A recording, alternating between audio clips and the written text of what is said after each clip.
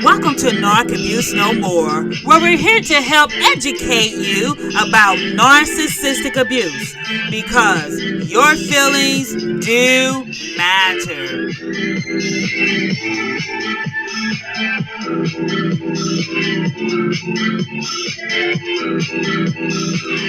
Hi, and welcome to another podcast of Narc Abuse No More with your host, Dr. and Evangelist K.O. Rich. Thanks for tuning in today. Today is Monday. It is Monday, October the 24th of 2022. I pray that you've had a blessed, stress-free, narcissistic-free, abuse-free week so far, and that the remainder of this week will continue to be so as well. But if not, we're going to be talking about a few things today. Again, my name is Dr. K.O. Rich with Narc Abuse No More, where we're here to help you admit what you feel in order to heal from the effects of narcissistic abuse, because your feelings do matter. Yes, they do. But before we go on with today's podcast, I would like to invite you to visit us on our website at www.narcabusenomore.org. Again, that website address is www.narcabusenomore.org. And on our website, you'll find valuable information regarding narcissism, relationships. And if you have missed any of our podcasts, guess what? You can always catch us in the archives. Now, just to let you know, we are on every Monday, Wednesday, and Friday at 10 a.m. Eastern Standard Time, 9 a.m. Central on SoundCloud, iHeartRadio, Spotify, Spreaker, Google Play, iTunes, Castbox, Deezer. We're on Amazon Audible. Yes, Amazon Audible. And you can listen to us on Rumble. And I think I already said YouTube. So anyway, you have a variety of different platforms that you can listen to us from. Keep us in your favorites. Put us in your favorites. They will alert you if you don't get the notifications from YouTube. Always make sure you have another platform you listen to us from, and you will be sure to get your notifications from there, because all the time YouTube doesn't give the notifications out like they should. So therefore, you want to make sure that you have a backup platform that you can listen to us from. And if all else fails, you can go directly to our website and listen to us from there. All right, what are we talking about today? We're talking about qualities that you should look for in a partner. Qualities you should look for in a partner when you're dating someone. And some of this can even be working relationships. If you're thinking about partnering with someone, even in a working relationship, some of this you can apply towards that as well. But we're mostly talking about relationships, male-female relationships. So many people, let me just say this before we even get started. If you're thinking about hooking up with someone just because the holiday season is coming in, let me give you a piece of advice. Don't. I got one word for you. Don't. Many people have done that, made the mistake of doing that, and then after Thanksgiving, then they keep the person around. Oh, I'm just going to have that person to take to the family dinner for Thanksgiving. And then after Thanksgiving, oh, well, I'm just going to keep them around for Christmas. I might get a little gift out of it. And then after Christmas, oh, I don't want to celebrate New Year's alone, so I'm gonna keep that person around for New Year so we can celebrate the New Year coming in. And then after New Year, oh, I can't let them go because Valentine's Day is coming, so I gotta keep them around for Valentine's Day. And then you know what? The spring is coming, and I want to take some trips, and I just want a companion. And then before you know it, you have been with this person longer than you planned. You have put your investment in a vehicle that ain't going nowhere except for just that occasional holiday time in order to keep you from feeling like you're lonely. Let me just say this. Many of you have got caught up in that very thing, and you are miserable. You wind up marrying this individual because you said, you know what, I'm put all this time, all this effort. I tried to groom them and try to make them into it. And let me just say this. You can't make someone be something that they're not. All right. Now, if that person wants to change for the better, then that's something that they should be trying to do, not you trying to force it on them. However, many of you have put your investment into the wrong vehicle just to have somebody to say, well, you know what, so I won't be lonely. So let me just say this. Use this scenario. I have seen, and I have laughed at it, I have seen people that, you know how when you're driving down a lane, you're on the highway, and they have what they call that lane, where you have to have two people or more in that lane. I forget what they call it, but basically you need to at least have two people. You can't be driving solo. You have to have two people. So with some so what I have seen people do, and one time someone had videotaped this cop who had pulled this person over because they noticed it was a dummy in the front seat. Okay, it wasn't an actual person. It was, so when the cop pulled the person over, I don't know if they was pulling them over for that reason or for another reason, but when they pulled the person over, the cops saw that there was a dummy in the front seat. You know, people do that to make it look like it's somebody up in the front seat. And the cop just started laughing. It was so funny. But see, the thing is, many people are doing that in real life. You're driving with a dummy, okay? You have invested in a dummy. You think you going down the highway and, I'm just going to have fun and everything. You are in a vehicle with a dummy, a moving vehicle with a dummy. And some of the people that you are dating are straight up idiots, okay? Straight up idiots, not going anywhere. And you know it. And so you driving the vehicle with the dummy. You can do better. But you have to tell yourself that you can do better. Some of you are saying, well, I'm just going to be with this person until the next best thing come in. Well, let me just say this. You wrong for one thing. I'm just going to put it to you straight. If you know that you're not interested in a person, don't play with their heart and don't invest in a vehicle that you know is not going anywhere because you have no intentions of it going anywhere. Furthermore,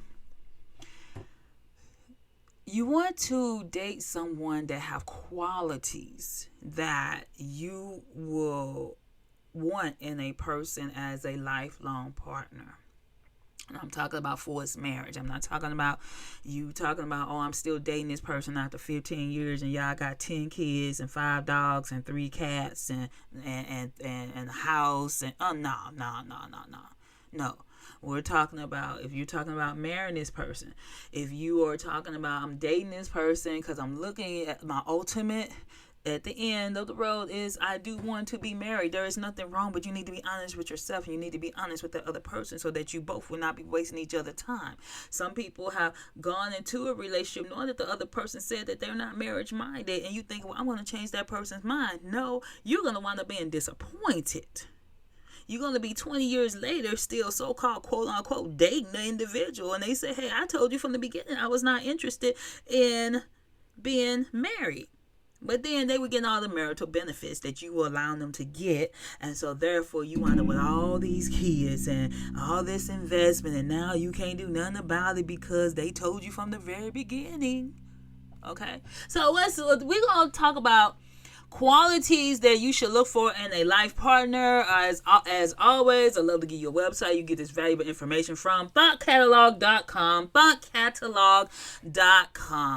And I want to just, we're not going to get through all of the qualities that they have listed, but I want to give you something that you can hold on to, grasp onto, so that you will know what you need to be looking for if this is in your ideology of what you want in a relationship that you should be looking for. And let me just say this. Some of you are listening to people like Monique in their open relationship. Let me just say this. And I've said this before. Don't follow no mess. Don't follow no mess. I don't care if they're famous or what. Don't follow that mess. It's total mess. If you're talking about I'm in an open relationship, no, what you're saying is I know that this person is a cheater. I know that they're not going to be faithful to me. So therefore, I'm going to be in a so-called open relationship because at least it'll look like I'm giving them permission to do what I know they're not possibly able to do. And therefore, I'm just going to settle. That's all that is. Come on now. You know that this person is not monogamous material, okay? They don't believe in monogamy. And so, therefore, you're saying, well, you know what? We're going to be in an open relationship. And he can date who he wants. And I can date what I want, who I want, which oftentimes it ain't the woman doing the dating. But the thing is, even if it is, you're saying to yourself, well, I know this man is going to cheat on me. So, therefore, I'm just going to act as if I'm just giving him permission ahead of time. It's just like some of you that say, it's just like some of you that say, oh, well, you know what? If I marry him and he cheat on me one time, then, you know, I'll forgive him. Let me just tell you something. I don't have a get out of free card. Once you say I do to me, I'm not going to give you a free get out of jail free card. Oh, just in case you, come on now. How better, think about yourself at a higher standard than that. Don't have a get out of jail free card. Oh, if he go cheat, then I'll forgive him that one time. Because trust me, when it's on the other foot, the man is not going to do the same thing for you. Okay?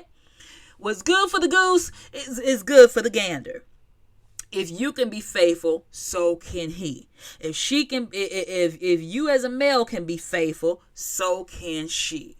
And if they don't love you enough to be able to zip up, lock up, don't even entertain it, then that person is not for you. Number one of the qualities that you should look for in an individual is a strong sense of self. A person who knows who they are, a person who knows what they want out of life, a person who is in the process of trying to achieve what they want in life. Now, let me just say this. When you're in your 20s and you're saying, well, I'm going to college, I'm working a job, and I'm shooting for that is fine. When you get into, I even give you to the early 30s. Now, when you get into the mid 30s, late and 40s and 50s, you should already be mostly where you need to be. Not looking at somebody's potential. Okay, because potential does not pay the bills and a lot of other things. So let me just say this. Have a strong sense of identity. Have a strong sense of self. If this person that you are investing in has low self-esteem, don't have no sense of self-worth, allow them to go get some help, because oftentimes their insecurities is going to overflow into the relationship, and you're going to be accused of things that you didn't do. They're going to be so insecure that if you even look north, they're going to swear that it's a man at the end of the road. Or if you look south, women, men, they're gonna swear that it's a woman at the end of the road. Come on now, you have to know that person has a strong sense of self, where they're confident within themselves, not arrogant, but confident within themselves, so that if you smile at somebody, it's not, oh, you're cheating, oh, you're flirting, oh, come on now. Who wants to go through that? So you need to have a strong sense of self, that even if someone speaks to the opposite sex, you're not automatically thinking that, oh, they're planning on cheating on you. Now, if that person has a history of doing that, then that's a whole different ball game. But we're talking about when you're going into a relationship and you have unresolved issues, therefore you're putting your issues on the other person. Be careful. So when you go into this relationship, you want that person to have a strong sense of self, who they are, so they're confident within themselves. You might be the type of person, for example, you could be a pastor, and you have to shake hands with women, shake hands with men, talk to both. There's a way to do all that, but I'm just saying that you need someone that's confident in saying, well, you know what, I'm confident in myself. I'm confident in our relationship, so I don't have to question if he has to counsel a female. Now, when you're a man, you need to be counseling the females along with somebody in order to keep yourself out of the pan. Come on now. Yeah, that's a whole different sermon right there. But you need to be with someone who has a strong sense of self, someone that's not competing with you. Oh, I went and got this promotion and now I'm jealous because my wife got a promotion and I haven't gotten one, or she's making more money than me. You need someone that has a strong sense of self. Number 2, honesty. If you do not have honesty in a relationship, then you do not have a relationship. A relationship cannot be based on lies. And if you have built that relationship on lies, then guess what? It is not going to last. If you're being unfaithful, if you're spending money behind the person's back, you're not telling them anything. If you're not being honest with the individual that you are saying that I want to be in a relationship with, then guess what? Let me just say this. If they're lying to you before they say I do, they're definitely going to lie to you after you say I do. Don't think that, because you go through the ceremony and you sign the paperwork and everything, that, automatically that person is going to become somebody else. They're going to become straight and they're going to do everything right. No, they let them show that they're an honest person before you get involved. Number 3, joy. You're going to need that person to have some happiness, even when times are hard. If this person is already melancholy, already always sad, they never see sunshine in anything, there's always gloom and doom and all of that, then you're not going to have a happy relationship, because you need something to have joy. The Bible talks about the joy of the Lord is our strength. And so if you don't have the joy of the Lord on the inside of you, and when storms hit and you're going to be the first one to crumble, then that relationship is not going to last. So see how that person operates even in a crisis. Number 4, integrity. Integrity is being honest about things even when you know that nobody may see you. Okay, if that person has respect by other people. Does this person operate in integrity? Okay, you are, for example, you are a church treasurer, and you don't have to steal the money or different things. So make sure that you operate in integrity. Number 5, accountability. This is not saying that this person has to check up on you. Got to check in at 5 o'clock, 7 o'clock, 9 o'clock. But you take accountability for things. You're accountable to other people. You're saying that, even when you do something wrong, you say, you know what, I fess up. I was wrong in that situation. You're not shifting the blame onto somebody else. You're being accountable. This is something that is opposite of what a narcissist is. Narcissists do not take accountability for their actions. But when you are a person, piggybacking on our last one, integrity, when you are a person of integrity, then you will also take accountability for your actions. One thing to look at a person is when they talk about their previous relationships. Do they blame everything on the other person, or do they say, you know what, I have to take accountability because I'm obviously did not do well with selecting the right person, or maybe I put part of that was on me. Or I'm not talking about somebody who's being abused for his trauma bonding and Stockholm syndrome, but just pay attention to if a person even take accountability for what they may have done wrong in their previous relationship, and they say, you know what, I take accountability for that. I was wrong on that end, or whatever the case may be, and I've grown, and now I know what to do next time. So listen to how the person talk about certain events in their lives, and if they take accountability for some things that they may have done wrong. Number 6, have a sense of humor. Again, this goes back to joy. If you're a humorous person, you don't want someone that's dead that can't even laugh at a joke. Okay. So you want to have that joy. Life is serious enough, but sometimes you need to laugh. Sometimes you need to smile. Just laugh at the small things in life. So make sure that person, if you're a person that loves laughter, make sure you're with someone that has a sense of humor. Number 7, strength. strength. And I'm not talking about just physical strength. I'm talking about strength and character. Sometimes you may be the person that be going through a situation and you weak and you need somebody that's going to hold you up.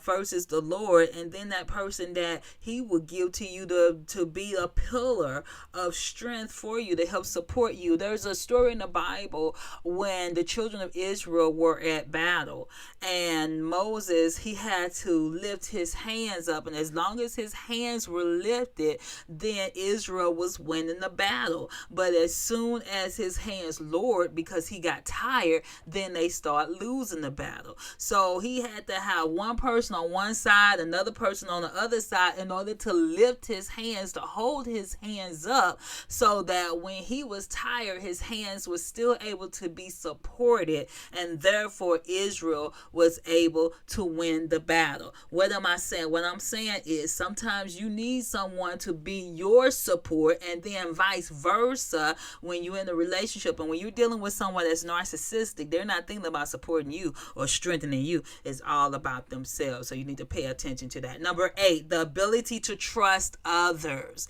If you are dealing with insecurities, if you are dealing with trust issues, you need to go get you some counseling, okay? Counseling before you get involved in a relationship, because you're going to take those issues into the next relationship. You don't want to already have a stumbling block in your relationship before you even actually get into the relationship. So you want to make sure that if you're having some issues, some trust issues, you may have gone through some things in your past, and many people have it, and there's nothing wrong with, just saying, hey, I'm dealing with some issues. That's okay. At least deal with them instead of putting it on the other person. You may have had someone that was unfaithful to you, and now you're dealing with trust issues with being able to trust somebody else. Talk it out, work it out, go to counseling, so that when the next person come in, first of all, you don't just go with anybody, but when that next person come in, and if that's the person for you, then you would not put those past issues on that person. They're constantly having to prove themselves and having to show you that they're worthy and all that. You don't want to do that to the next person. All right, we're going to take a quick break, and we'll be back in just a moment.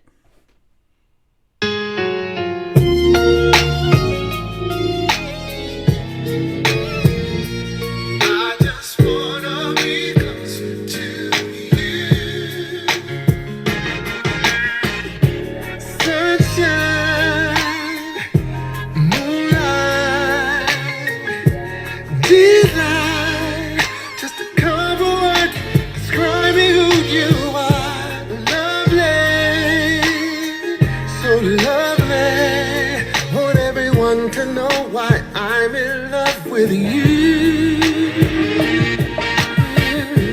patient and strong, always, no matter what I face, you've been there to bring me through just fine, on time. It took a while to see that your love was true. Now no one can until the end of time. Good to know you're mine. And all I want to say till my dying day, I just wanna be close to you. Highness and sweet, heaven is where I wanna be. Where I am when I'm with you. Perfect. Yes, perfect. It's what you gave for all the world to see. Now no one can undo, 'cause I belong to you until the end of time. Good to know you're, and all I wanna say to you till my dying day. I just wanna be close to you. Follow me. You say.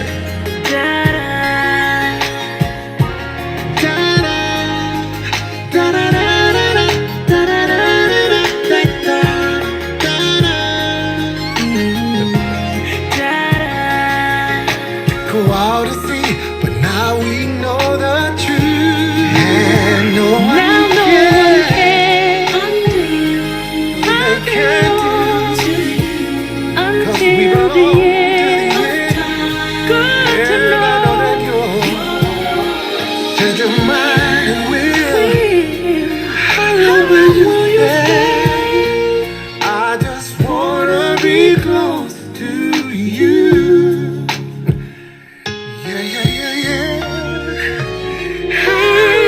You stay. Hey.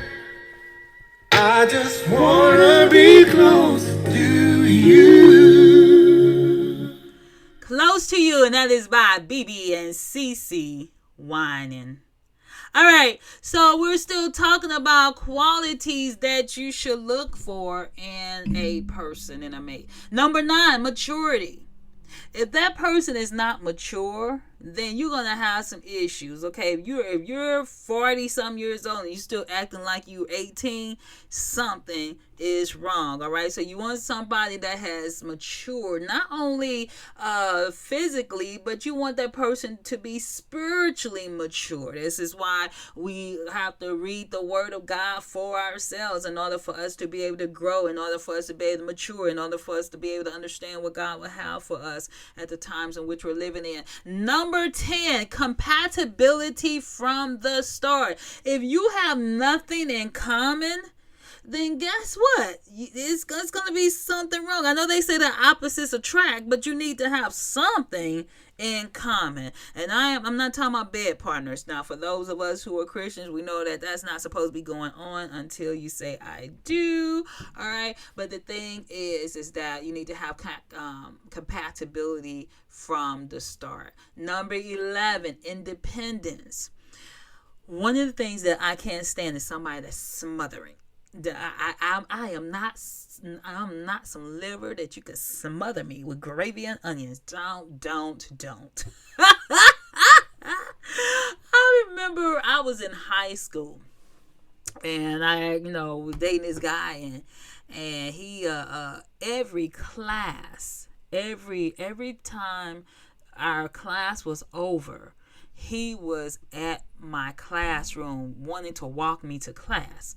Now that might sound sweet and everything, y'all. Oh, that's so sweet. No, it's okay if it's maybe once in the daytime or whatever, once every other day or once a week or something like that. Okay, that would be sweet.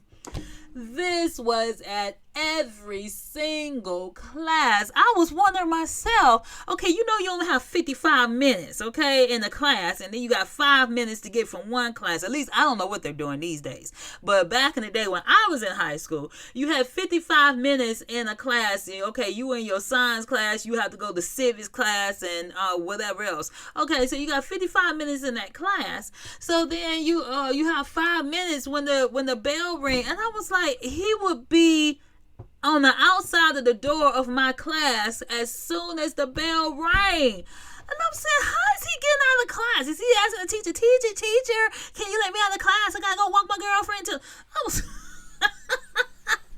It drove me insane. I told him, I was like, I'm feeling smothered, okay? And he had stopped for a while and then started back doing the same thing over again. And I said, you know what?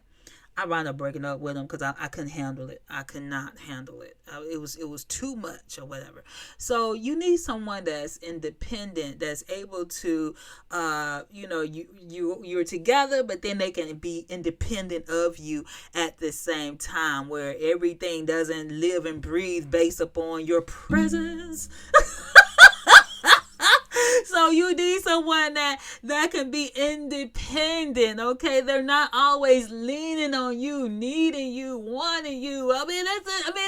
That's all fine and dandy, but I'm just saying, you want somebody that if you're in a relationship that they need you for us, in a healthy way, okay? They lean on you in a healthy way. But I'm talking about when it gets to be obsessive, okay? Obsession, calling all the time. Where are you at? Where'd you at? Come on now. Okay, number 12, commitment. The only way that a true relationship can grow is if both people are committed to each other. Now, if you have one that's committed and the other is blase, whatever, they're not serious about the relationship, then that's going to be trouble. Somebody in the relationship going to get hurt, and it's more than likely going to be that person that is committed while the other one is playing the field. So you want someone that's going to make sure that both of you all are equally committed to making the relationship work. There's a saying that don't allow yourself to be someone's option when they're your priority, okay? So if you're wanting a committed relationship, make sure that both of you are on the same side, the same team, and you're not where one person is offense, the other person's defense. You're playing on opposite sides. So basically, I don't know nothing about football and all that stuff, but y'all get what I'm saying. Okay, number 13, vulnerability. You need someone that is able to be vulnerable with you. This is once you build that trust and saying that I can trust this person, that I can let my walls down. I can trust this person that they're not going to take advantage of my heart. They're not going to, the Bible talks about guard your heart. So you don't just tell anything to everyone, but you want to be able to be vulnerable with the right individual. Now, when you're dealing with a narcissist, you watch what you say. Like, what do we talk about on this podcast? Remember your Miranda rights. You have the right to remain silent. Anything that you say can and will be used against you in the court of the who? The narcissist, all right? So you don't want to be vulnerable with a narcissist. And once you have established that this person is toxic, this person is narcissistic, then you don't tell them anything. Shut that down immediately. Even if they slip it away back to you, shut it down immediately. You don't tell them anything that you wouldn't tell a stranger. Okay, they will use anything against you, even things that you might think is in general that's nothing for them to use. They will try to use it against you at a later time. So do not be vulnerable when you're dealing with someone that's abusive, someone that's narcissistic, someone that's toxic. Now, on the opposite end of that, if you're in a committed relationship, if you have established that this is a trusting relationship, a committed relationship, and you're able to let those walls down, then you can be vulnerable with that person. Number 14,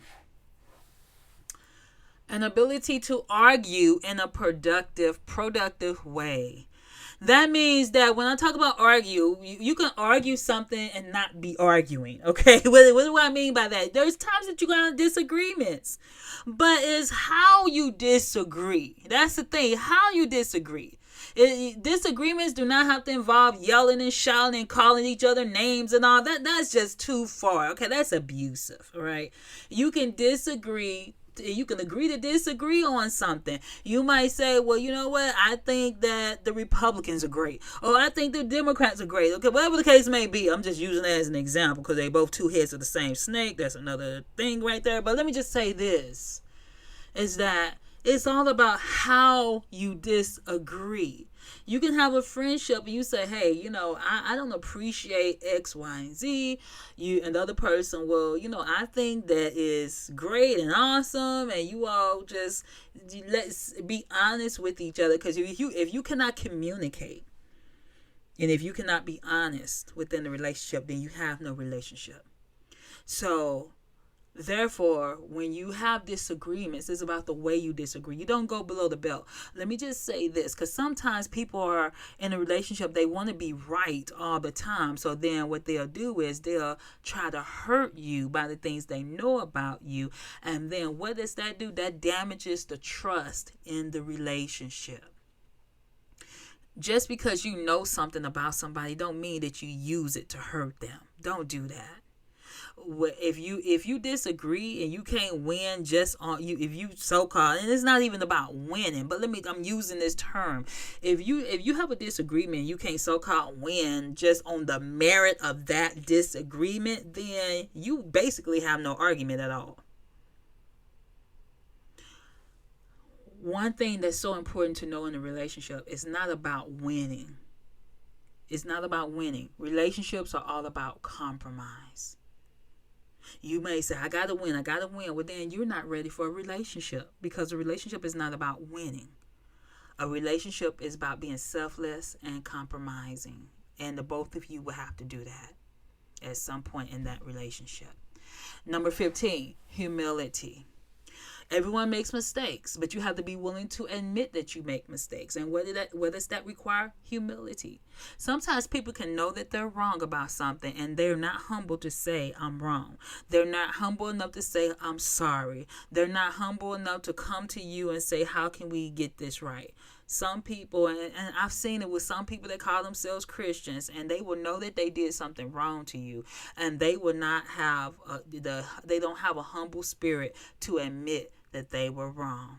But when you're in a relationship that's any type of that you value, you will be humble enough to say, you know what, I'm sorry, I'm wrong, in order to give that relationship a chance to work. When you're in a relationship, it takes both people being humble enough to get over yourself and admit, you know what, I was wrong. And then the other person being humble enough to forgive. It's a give and take and give. But both people, it requires humility. Number 16, openness.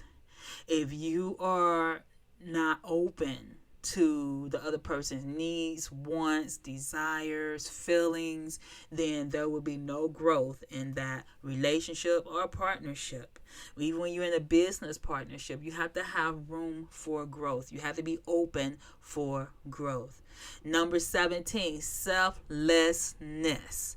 Selfishness in a relationship is a major breakdown of a relationship. When you're selfish, you're not thinking about the other person, you're not humble, you're not communicating. When you're selfless, that's saying that I'm giving of myself in this relationship to it. And I'm not just talking about one person doing it, both people doing it, saying that I'm giving of myself. Okay, I'm not thinking just about myself, I'm thinking about the other person too. And when you have two people that are operating in that manner, then that allows the relationship to grow.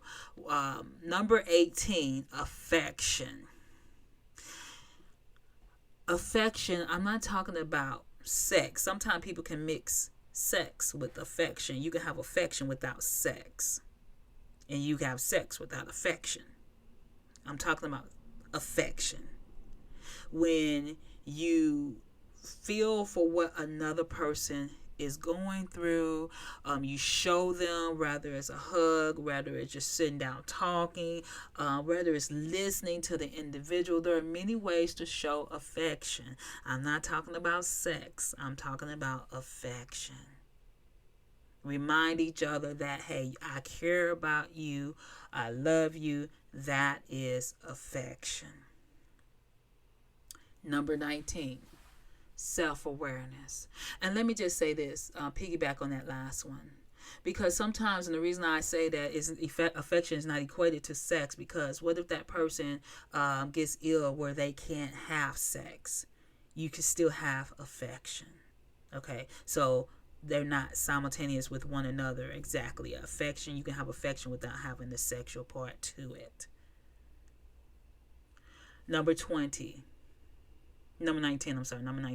self-awareness. if you do not know what your bad parts are in a relationship, or you stubborn, or you sensitive, whatever the case may be self-aware. Sometimes you might be doing something in a relationship and you might say, you know what, I need to check myself because I know that I'm causing some issues. Be self-aware what you may be contributing or doing or not doing in the relationship. And when each person, or the Bible talks about, let every man examine himself. Examine yourself so that you will know what you are contributing or need to contribute to that relationship. We're going to take another quick break and we'll be back in just a moment.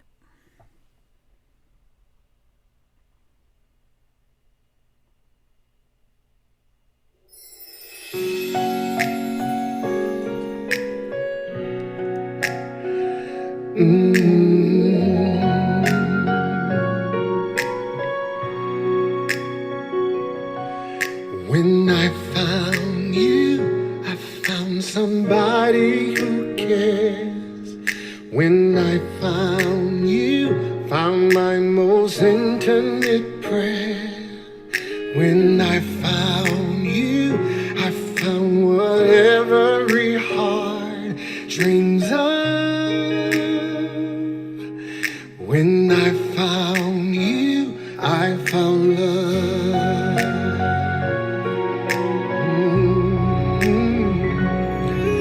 When I found you, I found the rest of my life.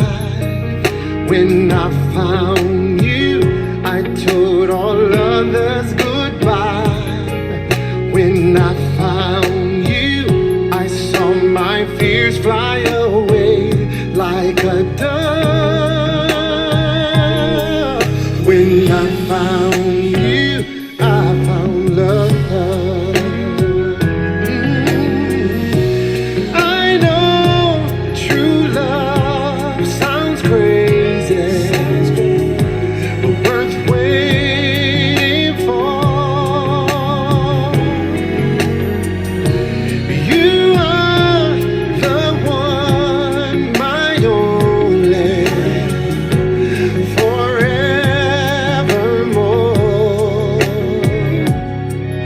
When I found you, I found my fate in your arms. When I found you, I found no cause for alarm. When I found you, I knew this love was a gift from above. When I found you, I found again.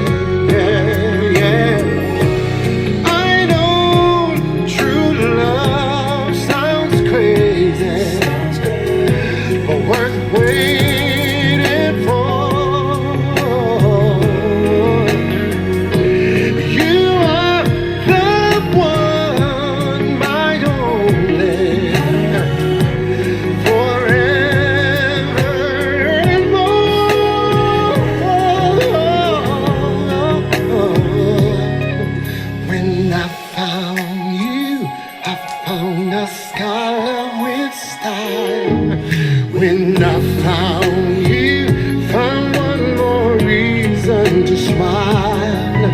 When I found you, I knew I finally found enough.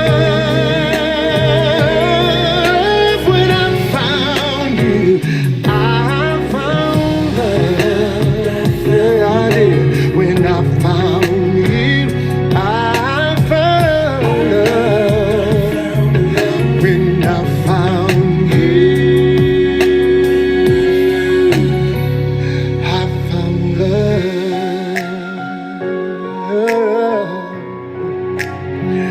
I found love.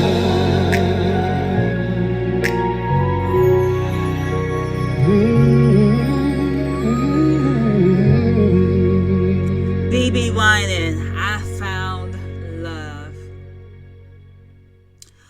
All right, well, we are wrapping things up. We don't have time to go through the whole entire list, but one thing I want to leave with you all is number 20, empathy.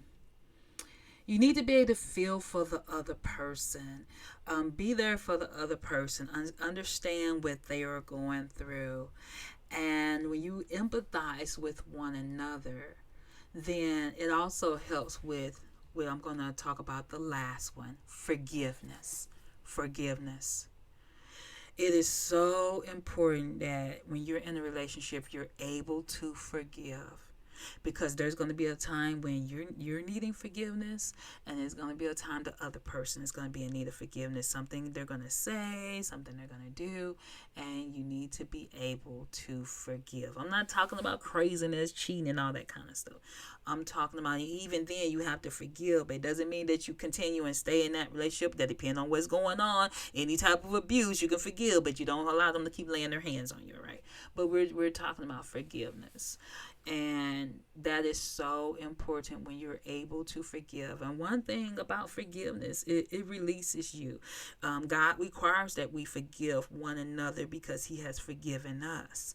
So therefore, we are to do that in relationships. We are to say, there's going to be a time when, there are going to be times when I do something, you might say, you might get mad, and I have to come and apologize and say, I'm sorry.